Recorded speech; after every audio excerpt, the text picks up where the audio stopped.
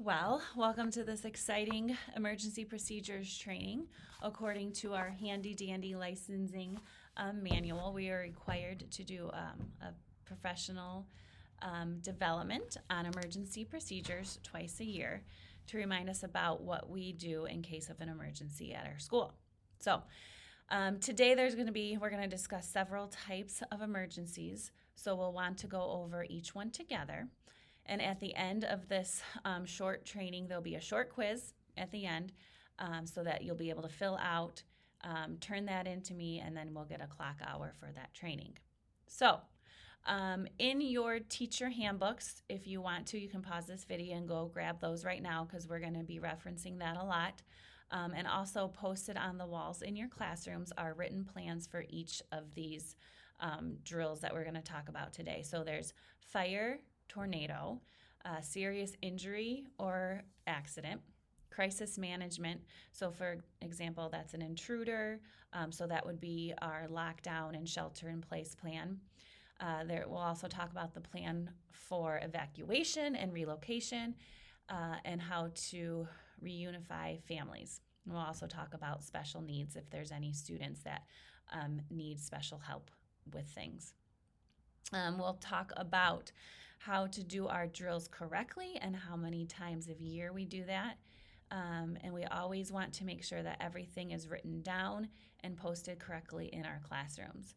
So those are some of the items that we're going to go through in the next few minutes together. Just keep in mind that it may sound really redundant, but safety is always very necessary. And the more that we prepare and plan and review it, we will be better prepared if an emergency were to happen. So, if you have been with us in the past, some of the procedures have changed since we have our new ProCare app. So in the video, you might hear and see a familiar face mention something about One Call Now. So instead of that One Call Now, it's now the ProCare app. So just keep that in mind. Also, that information, the new updated procedures and the information about the ProCare app has been updated in your staff handbooks and posted in your classrooms. So it's your responsibility to be familiar with those plans. So, like I said before, some of you may recognize this familiar face, but we're going to jump in right now and talk first about the fire drills. So, and then I'll jump in with updates as they need to be. Emergency plan and procedures. So the first one, I'm just going to read through these for you, and then at the conclusion of this, again, you'll have a copy of this for yourself. Fire alarms. Any of our fire alarms, if they're pulled, go directly to contact the fire department as well as the police department. So if any fire alarm in the entire building can be pulled, and it will automatically trigger and call our fire department. So there would be no need to call a 911 if a fire drill goes off. We are going to assume if anything goes off, we always assume that it's real. And so you would always need to make sure that you exit the building according to your fire plan. And then let me verify what's going on if it's something that is not a drill. And just a reminder, 3-year-olds and pre-K, make sure that in the event of any fire, the fire alarm goes off, whether it's a drill or not a drill, that you need to make sure that you turn off the lights, that you grab your orange folder, and that you grab a first aid kit if you can think of it, and then you, in a very calm way, you line up your children and you take them out the east end door and down the ramp. That's for 3s and pre-K. Move them farther away from the building, get them lined up, and then you need to do pupil accounting, student accounting. That's one of the reasons we have to take that orange card. Folder is because all of your student information emergency cards should be in that folder. That way, if we do have to evacuate from our school in the event of a real fire and we need to evacuate further, then we also have all the phone numbers and can reunite with families. So make sure that you do pupil accounting, whether you're counting heads, doing a roll call. We need to make sure that you have that process in place. 4-year-olds, the same thing. It's always important to, when you leave the room, pull that door shut. 4-year-olds, you're to go out the doors on your end and the west end and go through the church and out that entrance as well. And the same thing, make sure that you do that quickly. Take with you your class attendance records, all of that that you would need to have. Tornado drills, the same thing. Make sure when there's a tornado drill that you grab that orange folder, you grab that first aid kit, you need to grab that flashlight. I also would suggest that you grab a book to read. In the event that it is a real tornado warning, we may be down there for a while, and the flashlights, oftentimes during a bad storm or a tornado, we would lose electricity, so we need the flashlights for that. Grab a book to read, that way we can keep the children calm and read to them. In the event that we'd be down there, grab those first aid kits as well. And again, pre-K and 3s will use the East End stairway, single file go down and hunker down into the safety position in the hallway down below, staying away from any open glass or windows. 4s, then you will use the west end entrance and go down that hallway, and the same thing. In the event of an emergency of those kinds, if we have a child, right now we don't have a child, we don't have cribs, so we don't need to worry about that, but let's say we had a child that had a mobility issue, we would always use the ramp exit. Also with a mobility issue, if it was the tornado, we can use the elevator with a wheelchair to take a child down. The aide would be responsible for that. If you need to get a wheelchair, those are available in the outside of the sanctuary in the overflow area. There are wheelchairs, crutches, and walkers there that are available for you. If we do need to transport a child, if we're evacuating, we need to transport a child with a special need, then we would use the ramp, take the child down in a wheelchair, and that child would have priority seating. We would have to use 2-person basket lift to get the child into it so that not one person is holding that child. We don't want to put anybody's back out. So we'll do a 2-person basket lift and set them into the front seat of the bus and transport them that way. If we do have a child with a mobility issue like that, we would definitely already have a plan in place for that child, and we would develop it as we needed to. Serious accident, illness, or injury. If you have a child that has a serious accident, illness, or injury where it's sudden and it is life-threatening, like if they're unconscious, if they have a really hard blow to the head, if they have a broken bone, if they're violently ill, first thing to do would be call 911, and then we're going to want to make sure that that child is safe and secured. So typically we would not want to move the child, so what you would need to do is move the classroom. If it happens within a classroom setting, we would want to keep that child stable, secure, and calm. So at that point, then the classroom teacher would stay with the child, or the aide, either one, the injured child, and then the other one would take that classroom and go and join another classroom. And at that time, if you need an extra set of hands, which you would want to have, either contact me, get Jennifer, get another staff member to be with you. I'd like to have 2 people with the injured child at all times. One that could be on 911 on the phone with 911, and the other one making sure that you're depending on your first aid training and your CPR training to take care of the needs of that child. And also, if you do have an injury or accident and you don't have an extra person to go find someone,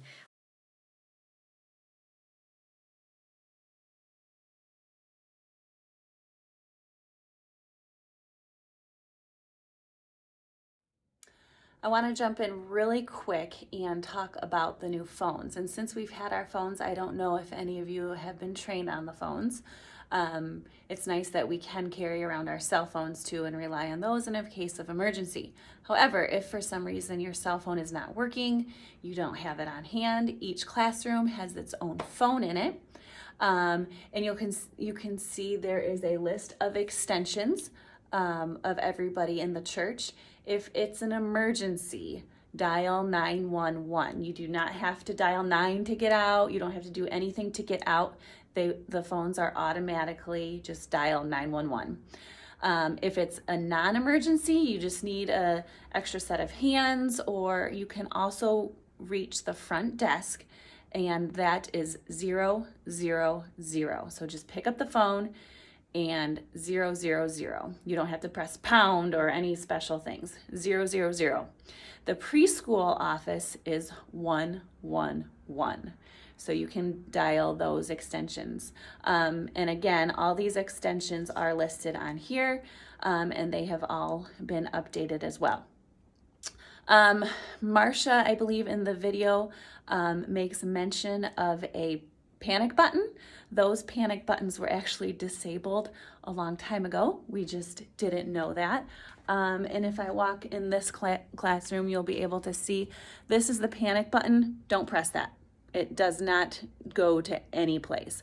So in case of emergency, like if there was an immediate lockdown drill or I needed to get your attention right away, the classroom is, these phones are connected to a PA or intercom system. So if we needed to shut doors immediately, you would hear my voice or someone's voice come over the phone system. It's not going to ring, it's just, you're just going to hear it.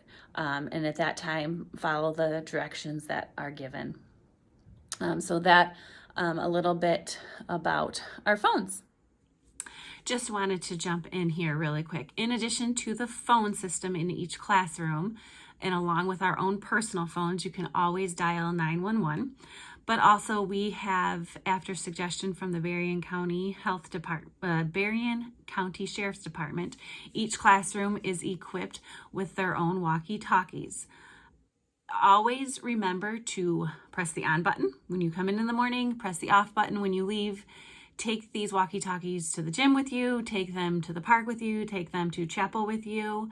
In case of an emergency, this is a very quick way also to get a hold of people. And it is used for emergency purposes only. Please remain on channel 1 and make sure the walkie-talkies are charged if they need to be charged. There are charging stations within the office and teacher workspace. Speaking of safety, then if we were in ever a situation where we had an intruder or a dangerous situation inside or outside of our building that would cause a threat, the first thing you would always do is call 911. And then in the 911, remember that to give our location, we're on the corner of Botham and Niles Avenue. If you don't remember that, those cross streets should be posted next to your door.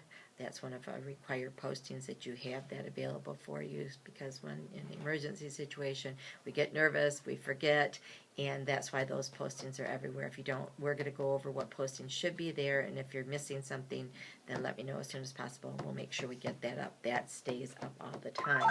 Whenever there's an emergency situation, we call 911, lock our doors, make sure our windows are shut and secured, and turn off lights, regardless of whether it's inside or outside.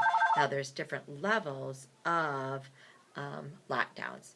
There may be something that we would call shelter in place. That might be a situation where we're notified by the police department that there's a suspicious person out there somewhere, not necessarily at our location, but we need to be on high alert. So at that point, then we would make sure that everything's locked up. We would go ahead and continue with class, but we would want to make sure that we are sheltered in place, meaning that once we lock you into your classrooms, you can still have class, but I need you to stay in there. We would not travel out of our class to go to the gym. We wouldn't travel out of our class to do anything. We would stay in there and make sure everything was locked and secured and that we were on higher alert. If we went into a lockdown situation, that means that there's a civil disturbance or some kind of intruder or dangerous situation either outside of our building or inside of our building. So those are the two situations. So an external or outside lockdown would mean that the bad guy is outside. So in that situation, always windows closed, lights off. We don't want any lights off, no sound, doors closed and locked. So if the intruder is on the outside, that means that he is looking, could look in those windows. So what you do with your kids is you take your kids very calmly, you're going to move things away from the wall, and you're going to have your children on the floor. They need to be low, underneath that window, that line of sight, and against the outside wall. Because if the intruder's on the outside and they're looking in, we want them to be able to see, they see the other side of the classroom. So make sure if it's an outside threat, your kids are on the outside wall. That way they're looking over if someone were to look in the window, they're looking over their heads. They're not going to see the kids. All lights off. All intruders, bad guys, they always look for a light. They look for some sign that there's somebody or person in there that they could potentially take into a hostage situation. So we want to give the impression that we're not here. So that's why we turn everything off, close all the windows. We want to stay as quiet as we can. Again, teachers in that situation, you may want to have a book and you could whisper read, no flashlights. We don't want any lights showing. This is also the reason why we always make sure that our classroom doors are locked. We pre-lock our classroom doors. I gave you that doohickey that you could use to prop your door open. That way if you are going in and out, then you can just pull that and the door is going to automatically lock. That's also why you should be carrying your keys with you all the time. You have your keys on one of these. I know that they're always not convenient to wear, but especially whenever we have a drill, a fire drill, tornado drill, these keys should be going with you at all times. So it's just safety and security, and that's why we need to remember to keep our end doors locked as well. If the intruder is inside, then the same thing. The bad guy's inside, so you want your kids doors locked, lights off, quiet, and then the kids are going to be on the inside classroom wall, because where the vision view is, the vision point for the intruder would be that classroom door window. So if we were to look in there and you can pretend you're the intruder, what can you see when you're looking in? And so the kids need to be back against that wall, on the floor, low, and so that we would give the impression that there's no one in there. And that would be for the inside. You have red and green cards. If we were in that emergency situation and the bad guy was inside, then you would put your green side of your card. If you've got all your kids, everybody's safe, you're okay. Green side of your card in the window, not across from the door window, but at the other end where you have first responders. They're going to look to see those cards. This is a Homeland Security issue. All schools have use the green and red card method. So green means you're okay. Red, if they're looking at the red side, they're going to see that you're in danger or someone's not well, or maybe that you need help. So red means I need help. Green means we're okay. I've got everybody secured. We're down. We've done everything we're supposed to do. So a red card might be you think you're missing a kid, or a child is struggling. Maybe there's someone got hurt, or the bad guy got in. Whatever it is. If it's an outside, then the red and green card go under your door into the hallway inside. Obviously, if use your common sense. Bad guy's outside, you don't want to put a card out there. Then he knows you're in there. Bad guy's inside, you don't want the card in the hallway. So again, if it's an outside threat, red or green card slid under the door. Red means I need help. Green means we're everything's okay. We've secured ourselves, and I have all my students accounted for. In any event of an emergency, always make sure that you scan the hallway to make sure there aren't any kiddos anywhere, and the bathrooms. If it was, bathrooms are always a safe place to be. I don't think you could fit all your kids in there, but if you could and you really were desperate, then you could always go into a bathroom. But stay there until we physically release you, and that would be including the police. So if we're in a lockdown situation and I knock on the door and I yell, it's okay, you can come out now, don't come out. Don't listen to me, because the bad guy could have a gun to my head. And so you can't listen to me. And I'd rather be shot than have all the kids at risk. So don't come out for me. You only come out for a police officer. So if we're in a real lockdown situation, you wait until the police officer enters that room and lets you go, tells you it's okay. Otherwise, you stay put and keep those kiddos safe. So, there are times when we would want to evacuate.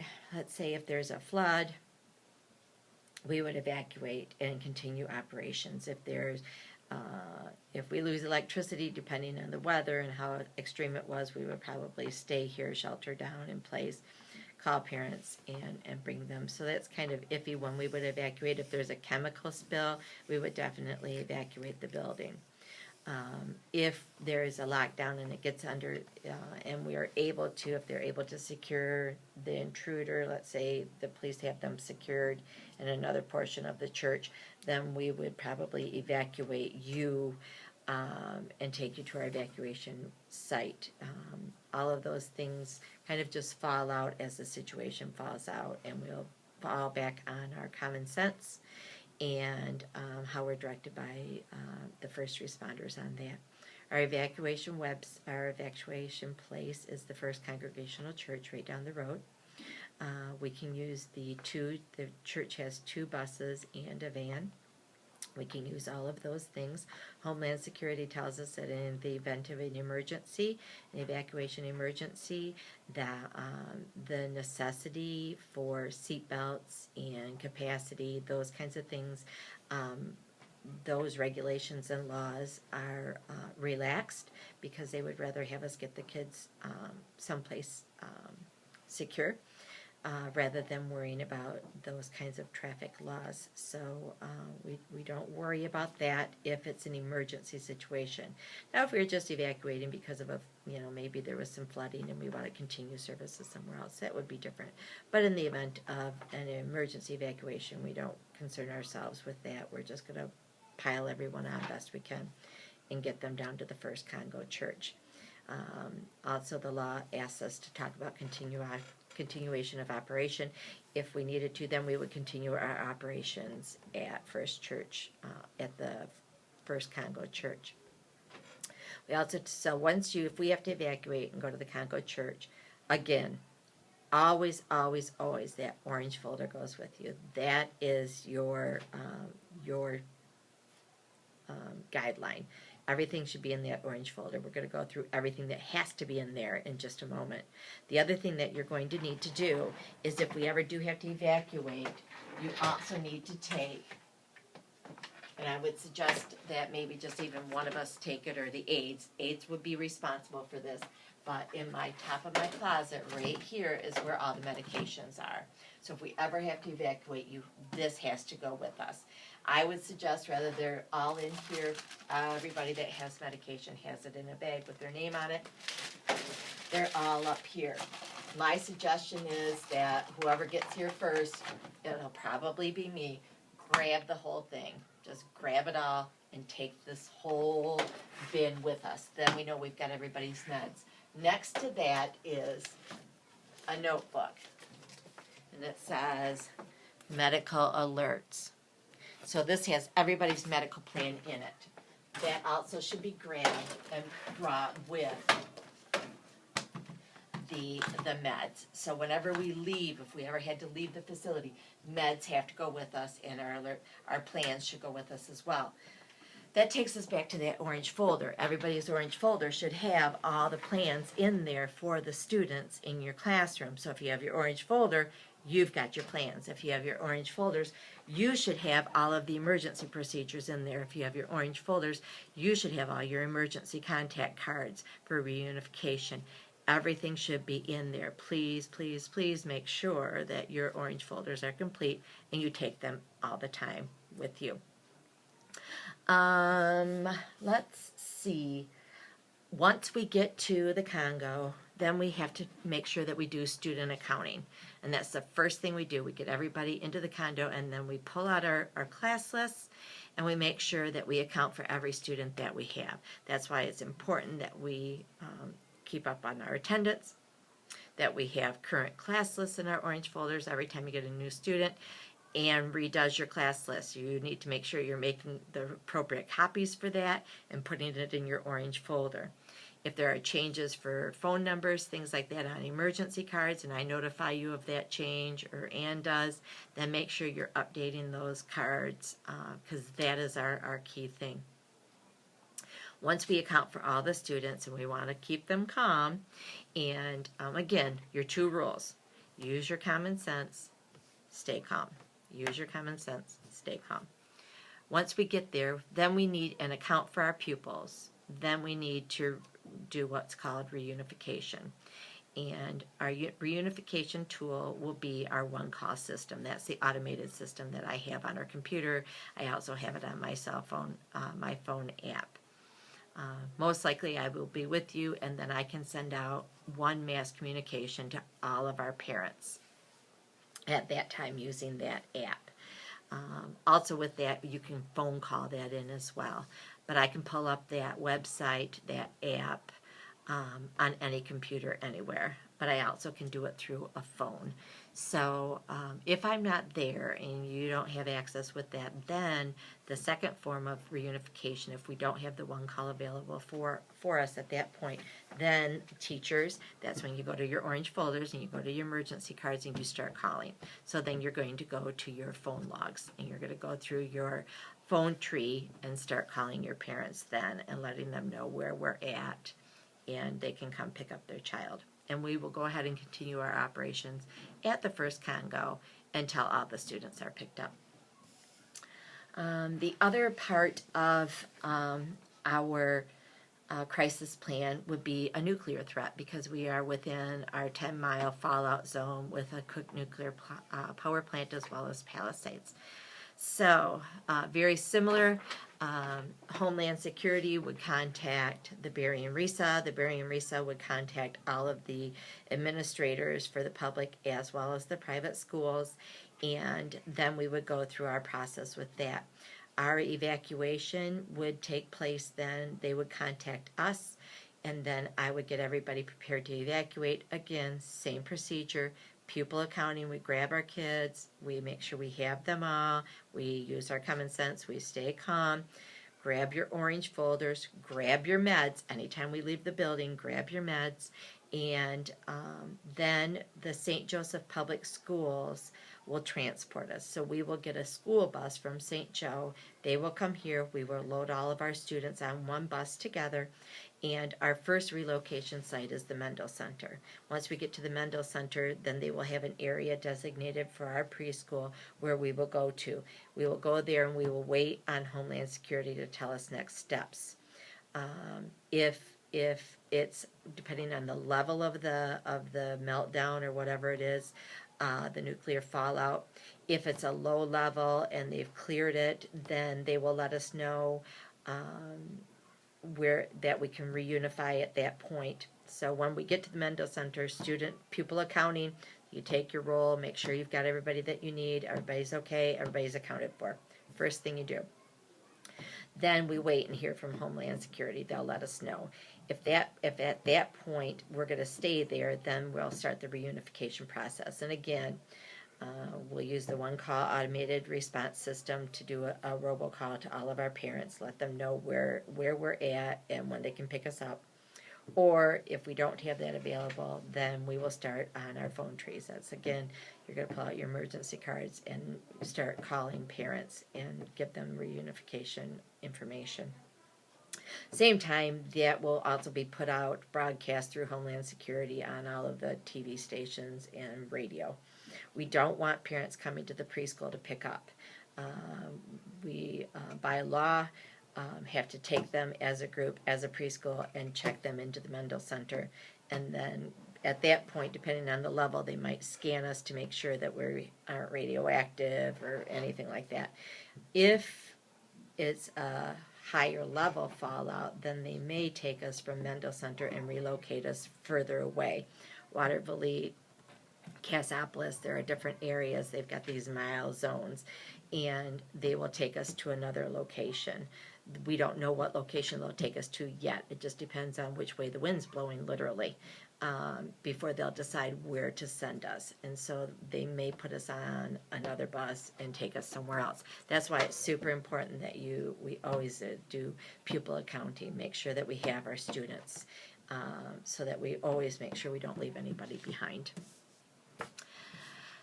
That's for that. Let's talk right now about your orange folders, because they're super important.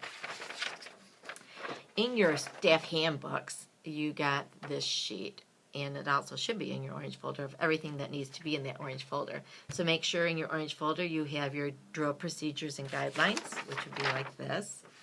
I just redid that. The other thing you need to have is the evacuation plan, which I had a copy of right here, but oh, it's right there. Nope, it's not. The evacuation plan. I redid that as well, so I'll get you a new one of those too, because it was a little too wordy, I think.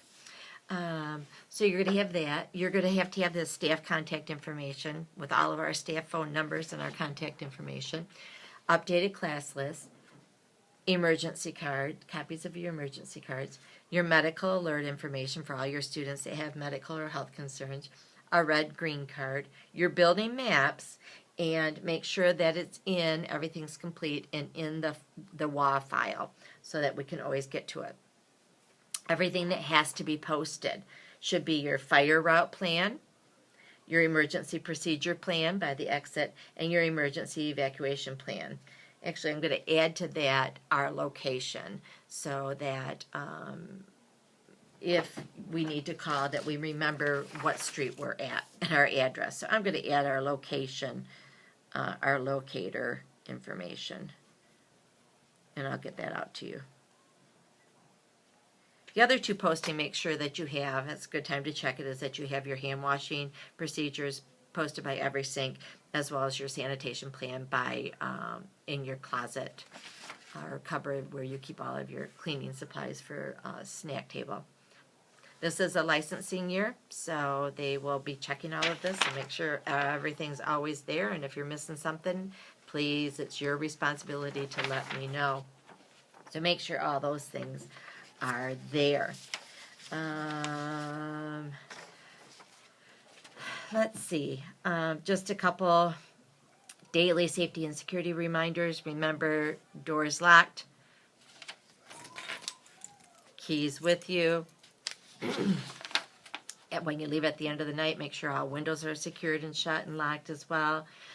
Make sure that you're familiar with your health plans and what students have them and what their needs are, if they have an EpiPen, if they have an inhaler, what it is. Make sure your orange folders are up to date. Make sure your flashlights are working. Make sure that you always use your common sense at the end of the day. Common sense, because we could have, it would be endless the amount of unexpected things that could happen during an emergency. So we could what if forever. So at the end of the day, as long as we know what our baseline plan is, and then always let your common sense kick in, and then keep calm. Your children will take your view for you. Take their cues from you. One thing I didn't talk about that I just remembered is tornado. And we're going to take a little walk, and I'm going to show you a couple things. All right, before I give you a quick tour, because I want to touch base about tornado drills again, I want to take a quick tour of the office. So in here, you will be able to find all the escape or an emergency plans. We talked about the medications, if we ever need to grab those. So same spot right here, grab yours. Also, the medical health and all the forms, policies, and procedures are in there. Let me talk about tornadoes really quick. In a case of a tornado or severe weather, we will get a call from Berrien County with further directions on what to do. If a tornado has been spotted in the area, if there's high winds, whatever that is. Those calls will go to the preschool office phone. Or you'll also be able, if there is an actual tornado, those you'll hear the sirens. But just like we have practice, we leave our classroom, shut our doors, shut our lights. We exit through the east end hallway. All classes go down there like we have practiced. We enter the stairwell down here. Single file down the stairs quickly, quietly, however you can do. There is another set of stairs. These ones always get me. And we come down here. We line up in this hallway away from windows. Have the students duck down, encourage them to be little quiet turtles with their heads on the floor between their legs.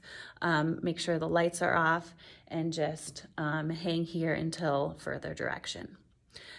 So that is what we do for tornadoes.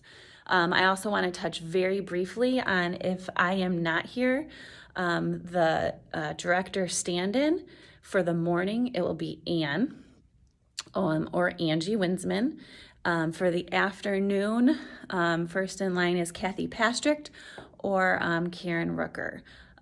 Those are the lead teachers, and then if those aren't there, then we just start going down the line. So just to make you aware, that information is also posted in your handbooks and on the emergency plans in your classroom. So as we wrap up, thank you for taking time to go through this video. Preparing in a case of emergency is very important so we know what to do and we can rely on our training. And the most important thing, if we were ever in an emergency or crisis situation, please rely on your common sense and remain calm. So I will send out a link to a short couple questions to answer. Please complete that. Let me know when you have finished, and then I can record a clock hour for you. If at any time you have any follow-up questions, please let me know, and you are free to look over the plans and the binders that we have in the office as well. Thanks.